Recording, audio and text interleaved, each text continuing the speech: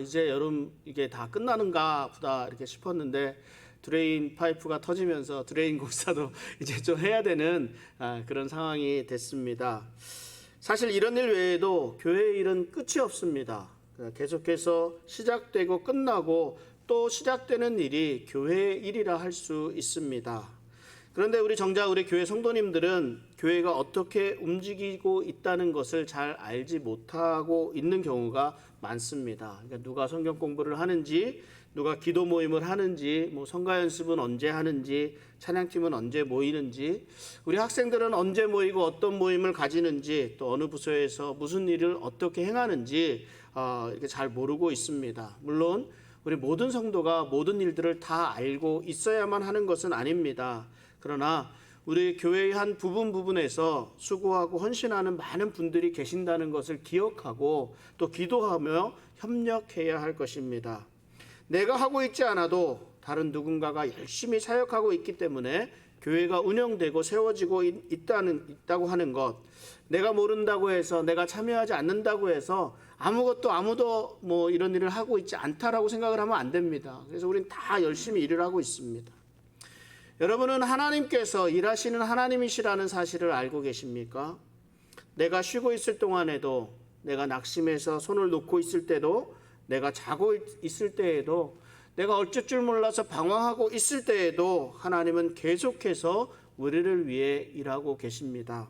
그럼에도 불구하고 또 우리의 연약함, 또 우리가 낭망하고 실망할 때, 어려움을 겪게 되면 과연 하나님이 계시는가? 하나님이 다른 곳을 보고 계시지는 않는가? 하나님이 주무시고 계시는 것은 아닌가? 이렇게 하면서 하나님을 의심하게 되기도 합니다. 지난 주간에 무슨 일 때문에 어떤 미국 분과 잠시 만남을 가졌습니다. 그냥 모든 일을 다 마치고 나서 이제 가셔야 되는데 이분이 가시지를 않아요. 가시질 않고 머뭇하시더니, 그래서 제가 물을 드릴까요? 커피를 드릴까요? 그런데 말씀을 시작을 하십니다. 어떤 말씀을 시작하시는가? 당신이 생각하고 있는 이 믿음에 대해서, 또 당신이 경험한 하나님에 대해서 이야기하기를 시작하는데, 그가 해준 그런 이야기 가운데 정말 많은 이야기들을 나눴는데 그 이야기 가운데 아주 중요한 이야기가 있었습니다. 그러니까 무슨 일이든 어떠한 상황에서든 하나님께서 자기에게 똑같은 질문을 계속 하신다는 말입니다. 그게 무슨 말이냐 하면 그 질문이 똑같은 질문이 Do you trust me? 라는 질문이었습니다. 언제 어떤 상황에서든지 내가 나를 믿느냐 하는 그런 질문이었습니다. 그렇습니다. 하나님이 우리에게 다른 것을 요구하시는 것이 아닙니다. 하나님은 우리들이 하나님을 전적으로 신뢰하기를 원하고 계십니다. 그런데 정작 우리들은 하나님이 보이지 않기 때문에, 하나님을 잘 알지 못하기 때문에, 내가 하나님을 이해하지 못하고 있으니까 믿지 못하겠다고 불평하고 불만하며 살아갑니다. 그러나 이러한 때에도 하나님께서는 우리에게 내가 나를 믿느냐라고 계속 묻고 있다는 것을 기억해야 합니다. 여러분, 성경의 처음 시작이 어떻게 합니까? 창세기 1장 1절에 보면 태초에 하나님이 천지를 창조하시니라 라는 말씀으로 시작합니다. 성경 말씀이 처음 시작하는데 하나님은 정의로우시다, 하나님은 공의로우시다, 하나님은 거룩하시다, 하나님은 사랑이시다, 이렇게 시작하지 않습니다. 태초부터 하나님은 천지를 창조하셨습니다. 하나님이 일하시면서 하시는 것을 성경 말씀에 시작을 하고 있습니다. 그리고 오늘도 우리의 구원을 위해서 계속 일하고 계신 분이 하나님이십니다. 예레미야서 33장 2절 앞부분에 보면 일을 행하시는 여호와, 그것을 만들어 성취하시는 여호와를 부릅니다. 하나님께서 일을 하시는 하나님이십니다. 그 일하시는 하나님이 나를 창조하셨고, 나를 창조하신 하나님은 내가 예수 그리스도를 믿기 이전부터 나의 구원을 시작하셨습니다. 그리고 지금 그 구원을 완성해 가고 계십니다. 이 하나님의 놀라운 구속 가운데 예수님이 십자가에서 죽으셨고 3일 만에 다시 살아나셨습니다. 이 사실을 믿는 모든 사람들에게 구원이 임하였습니다. 이렇게 해서 우리가 구원을 받았지만 그래도 아직 우리 삶 속에는 부족한 부분들이 많이 있습니다. 삶에 있어서 불완전합니다. 하나님이 정해놓으신 완전한 목표를 향해서 자라가야 할 부분이 많이 있습니다. 그래서 하나님은 우리가 하나님이 정해놓으신 그 목표를 이루어갈 수 있도록 우리의 삶 가운데서 인도해 주십니다. 그 길이 예수님이 가신 길이었고 그 삶이 예수님을 닮아가는 삶이 되는 것입니다. 오늘 함께 읽은 본문 12절을 다시 한번 읽어보면, 그러므로 나의 사랑하는 자들아, 너희가 나 있을 때뿐 아니라 더욱 지금 나 없을 때에도 항상 복종하여 두렵고 떨림으로 너희 구원을 이루라 말씀합니다. 예수님께서 하나님의 뜻에 복종하셨습니다. 어떻게 복종하셨습니까? 우리 지난주에 봤던 8절에 보면 사람의 모양으로 나타나사 자기를 낮추시고 죽기까지 복종하셨으니 곧 십자가에 죽으심이라. 예수님께서 낮아지셨습니다. 예수님께서 복종하셨는데 죽기까지 복종하셨습니다. 예수님은 하나님의 거룩한 뜻 앞에서 복종하는 모습을 우리에게 보여주셨습니다. 그러므로 우리도 예수님의 뜻을 따라서 예수님을 닮아서 예수님이 하신 그대로 우리도 하나님의 구원의 역사 앞에서 복종해야 할 부분이 우리에게 있다는 말입니다. 그런데 이 복종은 세상에서 말하는 복종과는 좀 다른 의미입니다. 예수님은 하나님의 뜻에 스스로 복종하셨습니다. 그 말씀이 13절에서 이렇게 말씀합니다. 너희 안에서 행하시는 이는 하나님이시니 자기의 기쁘신 뜻을 위하여 너희에게 소원을 두고 행하게 하시나니. 하나님께서 우리를 만드실 때 그냥 입력만 해놓으면 그대로 움직이는 로봇처럼 만드시지 않으셨습니다. 하나님이 이 땅에서 하지 못하실 일은 아무것도 없습니다. 그럼에도 불구하고 하나님은 우리들의 삶 속에서 역사하실 때 우리를 기계처럼 대하지 않으셨습니다. 하나님이 우리에게 요구하시는 것은 노예와 같은 순종이 아닙니다. 이 노예들은 명령 앞에 순종할 수밖에 없습니다. 무조건 해야 합니다. 왜요? 하지 않으면 처벌이 따르니까요. 하지 않으면 죽음이 따르든 밥을 굶든 육신의 제약을 받든 어떠한 일을 당하게 되니까 그렇습니다. 그러나 하나님께서는 우리와 하나님 관계를 노예와 주인의 관계처럼 만들지 않으셨습니다. 이 복종이라는 것은 예수님이 하나님께 하신 복종입니다. 아들이 아버지를 사랑하기 때문에 하는 복종입니다. 하나님은 우리의 마음에 소원을 두고 행하게 하신다고 말씀합니다. 하나님은 하나님의 뜻대로 우리를 끌고 가셔도 됩니다. 강제로 끌고 가셔도 됩니다. 하나님이 하실 수 있습니다. 그럼에도 불구하고 그렇게 하지 않으시고 우리의 마음의 소원을 따라 행하도록 하신다고 말씀합니다. 이 말씀이 무슨 말이에요? 하나님의 뜻이 무엇인지를 알게 하시고 하나님의 뜻을 향해 가고 싶은 마음을 우리 안에 넣어주셔서 날마다 우리가 자라게 하신다는 말씀입니다. 저는 목회자로서 이와 같은 마음을 항상 품고 있습니다. 먼저 우리 성도님들이 하나님의 뜻을 바로 알았으면 좋겠습니다. 하나님의 말씀을 읽고 묵상하고 연구하는 가운데 하나님께서 주시는 그 하나님의 말씀이 삶의 중심이 되었으면 좋겠습니다. 그리고 그 말씀대로 살아갈 수 있었으면 좋겠습니다. 그 말씀대로 살아간다는 것은 내 안에서 역사하시는 성령님의 주시는 그 마음을 따라서 살아간다는 것을 말합니다. 하나님이 기뻐하시는 일에 내 몸과 마음을 드린다는 것을 의미합니다. 무슨 일이든 우격다짐으로 해서 강제로 억지로 할 수 있는 일들이 아닙니다. 잠깐은 그렇게 할 수 있습니다. 제가 부교육자로 사역할 때 이게 많은 부교육자들이 함께 사역을 합니다. 그런데 어떤 사람은 정말 많이 일을 해요. 정말 많은 사람들, 그에 속한 많은 사람들, 함께하는 사람들이 정말 힘들고 지치고 어려움에도 불구하고 강제로 몰아붙입니다. 왜냐하면 어떠한 성과를 내기 위해서 말입니다. 주님의 일을 하면 원래 그런 거야. 주님의 일을 하는데 쉬운 일이 어디 있어? 열심히 최선을 다해서 해야 됩니다. 막 이렇게 합니다. 그런데 이 부교육자가 떠나고 난 다음에 문제가 생깁니다. 다른 부교육자가 왔을 때 정말 이분이 일하기가 정말 어려워집니다. 왜냐하면 함께하는 대부분의 사람들이 번아웃돼서 나가 떨어져 있기 때문입니다. 오늘 내일 하고 마는 우리 신앙생활이 아니지 않습니까? 끝까지 강제로 끌고 갈 수도 없습니다. 내가 기꺼이 하는 일, 기쁨으로 하는 일에 그 열매가 더 크다는 것을 알 수 있습니다. 요즘 아이들이 잠이 참 많지 않습니까? 저희 작은 아이도 마찬가지입니다. 그런데요, 그 아이가 어느 날 운동하러 간다고 새벽 5시에 일어나서 체육관을 갑니다. 잠을 자고 일어났는지 아니면 그때까지 안 자고 가는지 그것까지는 잘 모르겠습니다만 어찌됐든 5시에 일어나서 운동을 하러 갑니다. 제가 너 내일 아침 새벽 5시에 일어나서 운동하러 가 막 이렇게 얘기하면 이 아이가 들었겠습니까? 절대 안 들었을 겁니다. 그런데 자기가 하기로 마음 먹으니까 새벽 5시가 되든 밤 9시가 되든 이게 시간이 문제가 되질 않습니다. 우리 하나님의 일도 마찬가지입니다. 하나님께서는 우리에게 인격적으로 대해 주십니다.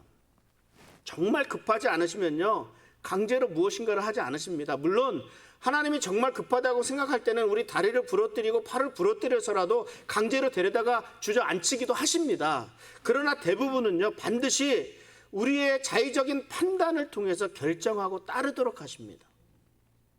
물론 사람에 따라 반응이 다릅니다.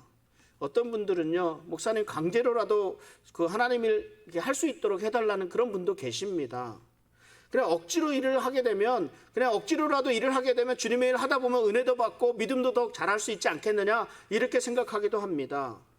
제가 또 다른 분에게 말 조심하라고 하지만 이분은 어떤 때는 내가 잘못하고 있으면 하나님이 벌이라도 내려서 나를 강제로 그 안에 가둬두게 해달라고 이렇게 말씀하시는 분도 있습니다.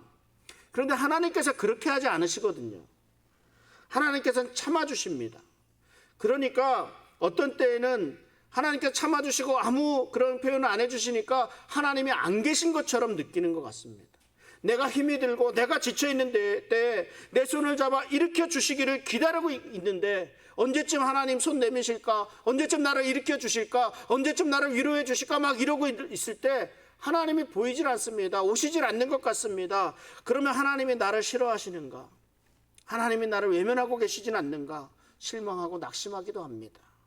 그러나 하나님께서는 이런 나를 그 가운데서도 지켜보고 계십니다. 우리의 잘못도 우리의 약함도 지켜보시고 용서하시고 우리의 마음이 하나님의 뜻을 이해하고 순종하기까지 따르고 참아주십니다. 우리가 하나님의 사랑을 깨닫고 스스로 일어설 때까지 기다려 주십니다. 이것이 얼마나 놀라운 은혜입니까? 우리 곁에서 우리를 지켜주시는 하나님이심을 저는 믿습니다. 우리 교회와 성도들을 보면서 때론 마음이 상하기도 하고 때로는 안절부절하기도 합니다. 교회의 성장이 더디기도 하고 이 성도들의 성숙해지는 모습이 더디기도 합니다. 그래도 그때에도 참고 기다려주시는 하나님이 계신데 나 혼자 마음이 막 급하고 뭐 이러니까 안절부절하지 못하는구나 하면서 내 마음을 다스려 가기도 합니다. 하나님의 깊은 사랑을 이해할 수 있기를 위해서 기도합니다. 이런 하나님 앞에서 우리가 어떤 마음으로 어떤 생활 태도로 살아가야 하겠습니까? 바울은 너희가 나와 함께 있을 때에 너희들이 열심히 나를 따르고 하나님의 말씀대로 살았다는 건 내가 너무나 잘 안다 이렇게 인정합니다. 그러나 이제 나 없을 때에도 더욱 열심히 하라 이렇게 권면합니다. 바른 신앙을 가진 사람들은 사람의 시선을 의식하지 않습니다. 하나님의 시선을 의식하면서 살아갑니다. 언제나 하나님 앞에 있는 내 모습을 보면서 살아갑니다. 우리가 인생을 살아가다 보면 우리에게 몇 번의 기회가 있다는 말을 합니다. 하나님을 믿지 않는 사람들은요, 그것이 나에게 주어진 인생의 기회인지 아닌지 잘 알지 못합니다. 구별하기가 참 어렵습니다. 그런데 우리 하나님을 믿는 사람들은 어떻습니까? 하나님, 이것이 저에게 주신 기회입니까? 하나님한테 물어보면 되잖아요. 물어보면 되니까 얼마나 좋습니까? 어렸을 때 형들의 시기와 질투로 인해서 사람들에게 팔려가서 애굽의 장군 집에서 종살이를 하던 요셉에게 절호의 기회가 찾아왔습니다. 장군의 아내가 요셉을 유혹해 온 거예요. 그 장군은 전쟁이나 여러 가지 일로 인해서 출타하는 일이 참 바빴습니다. 많이 있는 사람입니다. 그러니까 그 집에서 가장 권력이 있는 이제 사람이 바로 장군의 아내입니다. 이 장군의 아내가 이 아내의 총애를 받게 되면 좀 그의 앞날이 평탄해질 것이라 생각할 수도 있습니다. 이 장군의 아내의 유혹이 매일같이 이루어집니다.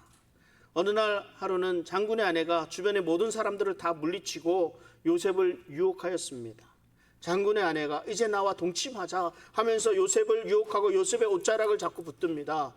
요셉은 도저히 그 옷자락 잡은 손을 뿌리치지 못하게 되니까 겉옷을 벗어두고 도망하여 나왔습니다.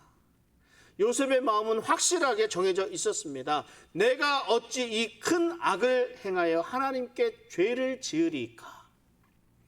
이 일로 인해서 요셉은 옥에 갇히게 되었습니다. 보는 사람이 있는 것 없는 것 이것이 중요한 것이 아닙니다. 하나님 앞에서 악을 행하지 않겠다는 이 굳은 의지를 보였습니다. 그러니까 요셉은 하나님 앞에서 살아간 사람입니다. 어쩌면 요셉에게는 삶의 전환점이 되었을지도 모르겠습니다. 눈 딱 감고 장군의 아내와 동침을 하였더라면 편안한 삶이 되었을지도 모르겠습니다. 그러나 하나님 앞에서 죄를 범할 수 없었기 때문에 동침을 거부했더니 그 결과가 뭐예요? 옥에 갇히는 신세가 되었습니다. 우리가 정직하게 행하고 바른 길을 선택한다고 해서 반드시 우리에게 주어진 모든 일이 잘 풀리는 것은 아닙니다.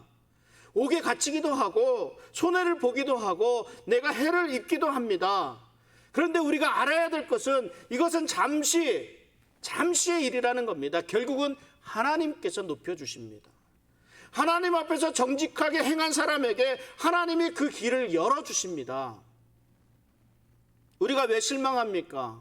우리가 왜 낙심합니까? 하나님이 보이지 않기 때문에 그렇습니다. 우리들의 마음과 생각의 폭이 그렇게 넓지를 못합니다. 현재 상황, 현재 내가 처해 있는 형편이 다라고 생각을 합니다. 아니면 내가 지금까지 과거에 겪었던 그런 상처들, 경험이 이것이 전부라고 생각합니다. 내가 지금 당하고 있는 이 억울한 환경, 이것이 전부라고 생각합니다. 그 상황, 그 이상이 보이지를 않습니다. 그러니까 낙심하고 실망할 수밖에 없습니다. 우리의 눈을 들어서 하나님을 볼 수 있어야 합니다. 지금의 상황과 환경을 뛰어넘는 하나님의 계획을 볼 수 있어야 합니다. 지금의 고통, 지금의 어려움, 지금의 이런 상황, 환경들을 지금 나는 이해할 수 없지만 지금의 이 어려움 또한 하나님의 거룩한 목적을 위한 것임을 믿고 나아가야 합니다.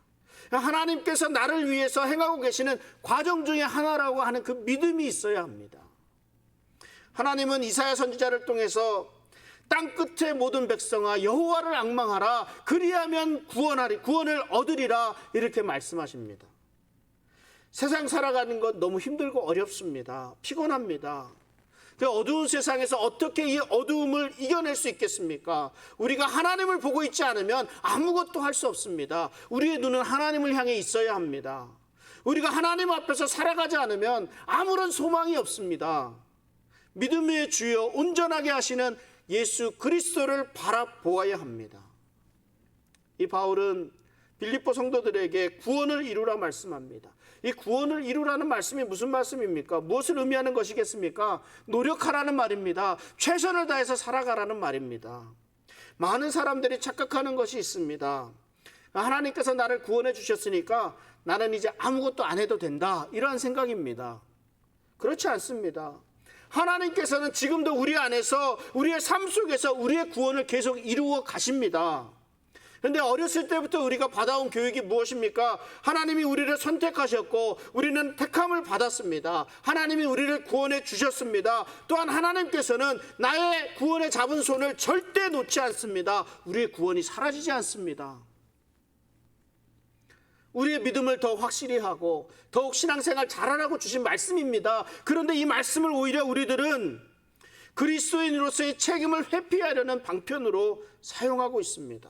내가 어차피 구원받았는데 다른 무엇이 필요하겠는가 이 말이에요. 적당히 살아도 나는 천국 가지 않겠느냐 이런 마음 갖고 있습니다. 그런데 여러분 정말 구원받았습니까? 내가 예수 그리스도의 흘린 피로 구원을 받았다는 확신을 가지고 있는 사람은 그 안에 성령의 역사하심이 있습니다. 그래서 그 삶의 변화가 옵니다. 부르심에 합당한, 복음에 합당한 삶을 살아가도록 성령님께서 이끌어 가시고 그 말씀에 우리는 순종해서 하나님의 뜻에 따라 살아가게 됩니다. 그러니까 내가 아무것도 안 해도 된다 이런 게 아니라는 말입니다. 그런데 무엇이 부족해서 우리는 이런 생각을 하게 되는 겁니까? 우리 믿음이 부족합니다. 그래서 실패하고 그래서 실수하고 그러면서 죄를 지으며 살아가는 인생이 우리들입니다. 이 인생이 부족하니까 우리의 구원을 이루어 가라 말씀하시는 겁니다. 예수님을 가도록 말씀하십니다. 성숙한 그리스도인으로 자라가라고 말씀하시는 겁니다. 구원을 이루라는 말씀은 구원받은 백성으로 최선을 다해 살라는 말씀입니다. 저는 우리 교회가 이 메마른 교회가 되는 것을 바라지 않습니다. 외형적인 모습만을 성장하는 그런 교회가 되는 것을 원하지도 않습니다. 우리 교회가 사랑이 넘치는 교회, 믿음이 충만한 교회가 되기를 원합니다. 겉으로 드러난 교회의 모습을 통해서 평가받는 교회가 아니라 어려움 속에서도 힘든 가운데서도 최선을 다했다고 주님 앞에서 인정을 받는 교회, 우리 주님 앞에서 인정을 받는 성도님들이 되었으면 좋겠습니다. 성경에는 다 이루었지만 아직은 아니다라는 말이 있습니다. 우리의 구원은 예수 그리스도의 십자가를 통해서 다 이루었습니다. 그러나 아직은 아닙니다. 주님 오시는 그날까지 우리는 최선을 다해 믿음의 삶을 살아가야 합니다. 우리 안에서 일하시는 하나님은 우리가 하나님의 말씀에 순종하기를 원하시고 그 마음에 소원을 두고 행하십니다. 그리고 하나님은 우리가 하나님을 향하며 하나님께 최선을 다해 드리기를 원하십니다. 성경은 그러면서 하나님 앞에서 우리가 최선을 다해 드리는 그 태도에 대해서까지도 말씀하시는데 어떠해야 되느냐? 두려움과 떨리는 마음을 가져야 한다고 말씀합니다. 이 두렵고 떨리는 마음은 이제는 더 이상 존경할 것 없는 그런 가장 사랑하는 아버지 앞에서 가지게 되는 그런 두려움입니다. 믿음의 사람들이 이 두려움과 떨림으로 하나님 앞에 섰습니다. 다윗이 그랬고 아브라함이 그랬습니다. 이 마음은 하나님이 너무나 크신 하나님이기 때문에 가지게 되는 마음입니다. 하나님이 크고 전능하신 하나님인데 이 하나님이 정작 우리에게는 우리의 가진 인격적으로 우리를 대우해 주시니까 오히려 더 큰 두려움이 드는 거예요. 더 큰 두려움과 경외함으로 하나님을 볼 수밖에 없는 겁니다. 두렵고 떨리는 마음으로 하나님을 향해 최선을 다해 구원을 이루어 나갈 수 있는 저와 여러분들이 되시기를 바랍니다. 우리 오늘 본문 2장 15절을 다시 한번 읽어보겠습니다. 이는 너희가 흠이 없고 순전하여 어그러지고 거스르는 세대 가운데서 하나님의 흠없는 자녀로 세상에서 그들 가운데 빛들로 나타내며,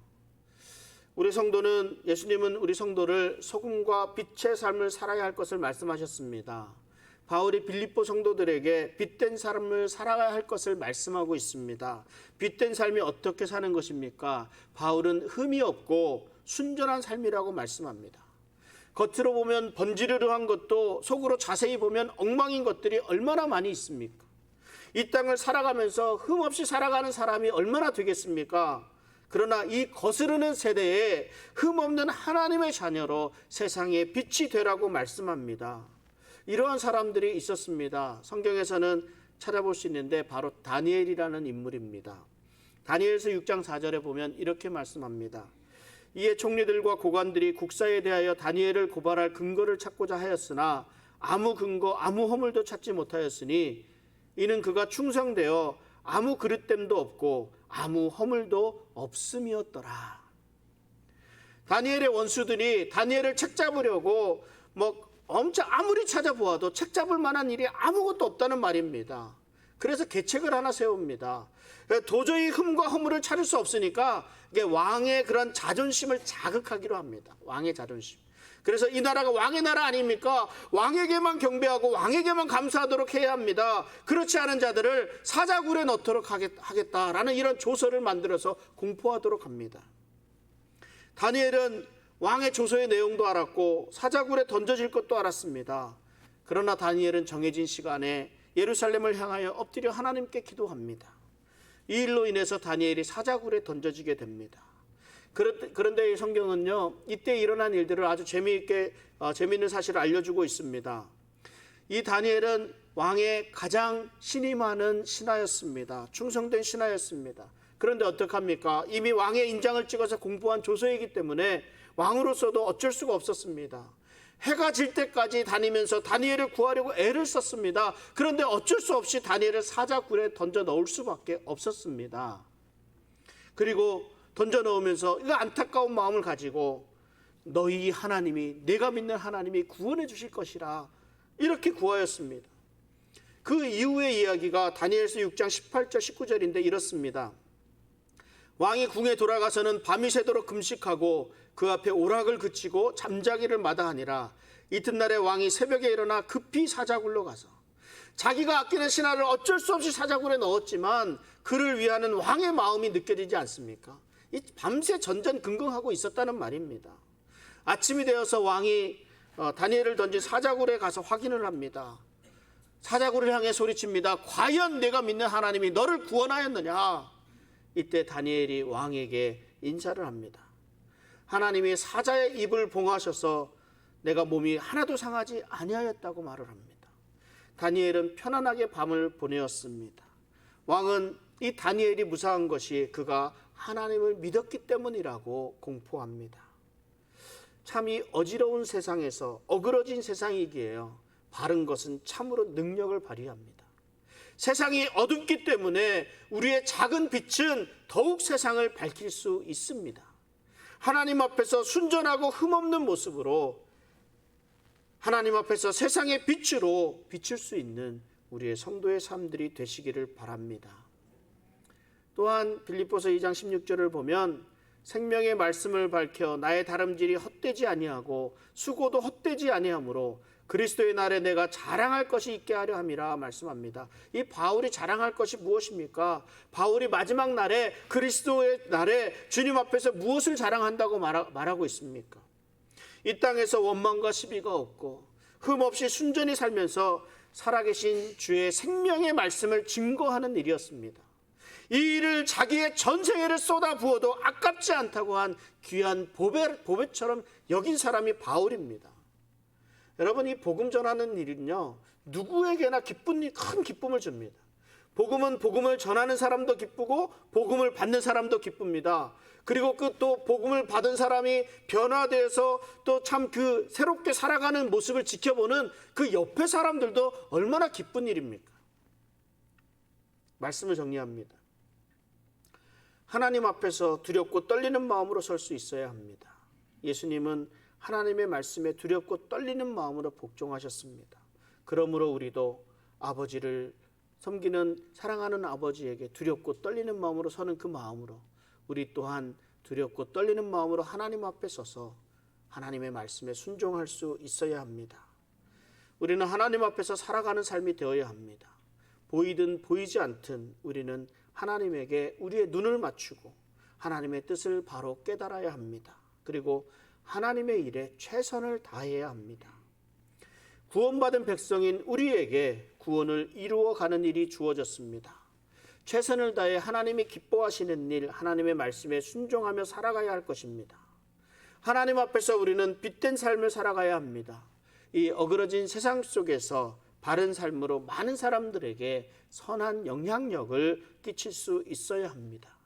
언제 어디서든지 우리 주님의 말씀을 전하는 성도의 삶이 되어야 합니다. 마지막 날 주님의 날에 주님 앞에서 흠없고 순전한 삶을 살았노라고, 최선을 다하는 삶이었노라고, 내가 자랑할 것 복음을 위해 주의 말씀을 전하는 삶이었노라고 고백하고 인정받을 수 있는 우리 사랑하는 성도님들의 삶 되시기를 주님의 이름으로 축원합니다. 기도하겠습니다.